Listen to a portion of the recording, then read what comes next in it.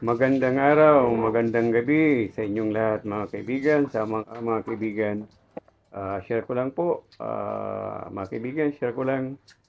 Siya nga pala, itong aking inahing baboy ay mayroon akong video nito nung ah, pinabulugan ko sa pamamagitan po ng pag-EI.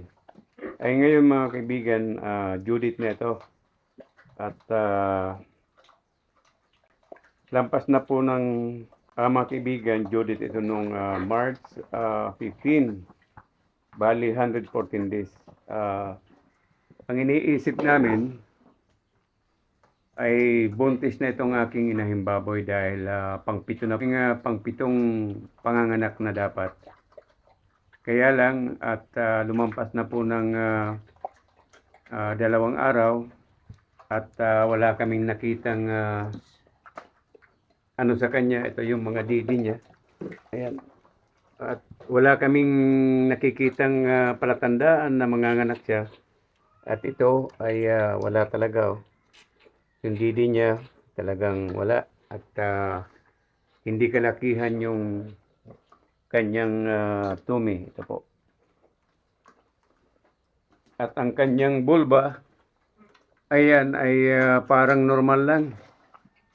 At first time po na magkaganito itong aking inahing baboy. Siguro dahil sa katandaan na rin. At kaya ito ay lumampas na ng kanyang Judith. Balik ko na ito sa dati niyang kulungan. At alisin ko na po dito sa aking farrowing pin. At para maobserbahan natin at kung maglalandi uli siya. Siguro mga kaibigan, kung hindi na maglalandi itong aking inahing baboy dahil matanda na, ay patatabain ko na lang at pwede natin maibenta at mapalitan natin. Mga kaibigan, sa katulad ko na nagpa-farming ng baboy at dito po tayo talo. Dahil sa pag-aantay natin ng 114 days at hindi siya nanganak at hindi rin naglandi. Simula nang mabulugan siya ay hindi po siya naglandi hanggang ngayon at umabot na po ng 114 days na ang inaakala natin ay manganganak na siya dahil siyempre at inaabangan natin, meron tayong preparasyon para hindi tayo mahirapang sa oras po ng manganganak, sa oras po ng panganganak.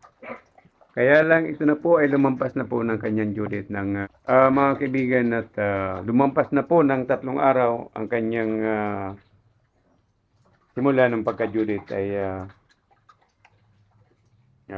napagdesisyonan namin na ibalik na lang sa dati niyang kulungan. Alisin ko na po dito sa farrowing pen dahil wala talaga. At ito po, ayan.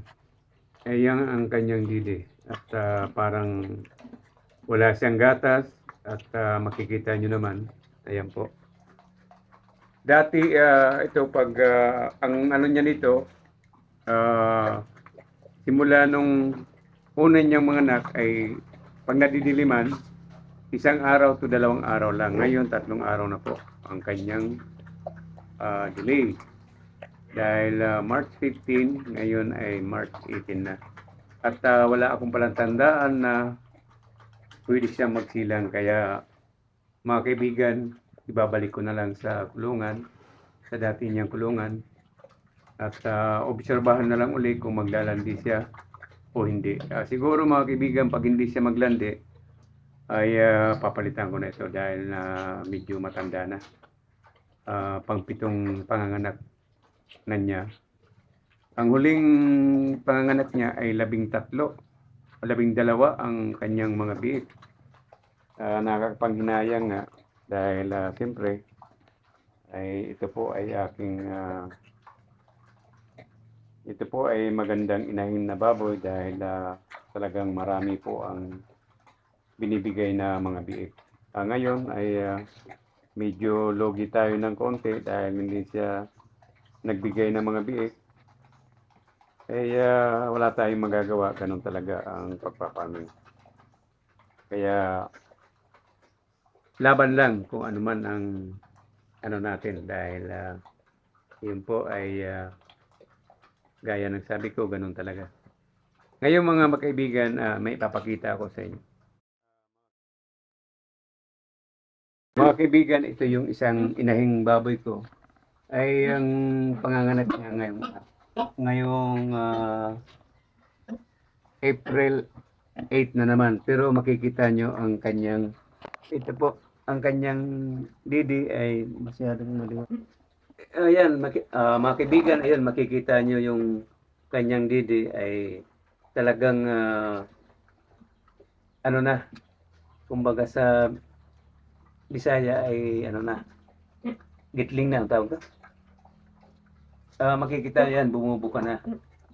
Ayan, at maano nyo na may mga bait talaga dito. At ito, yan, maganda yung ano ng didi niya. Talagang lumalaki na. Iyon po ang palatandaan mga kaibigan na talagang tuloy ang pagbubuntis niya. At siyempre, at sa bulba, makikita nyo naman na talagang ano na. Mga kaibigan, maraming salamat po sa mga kaibigan. Hanggang dito na lang. Maraming salamat po sa inyo lahat.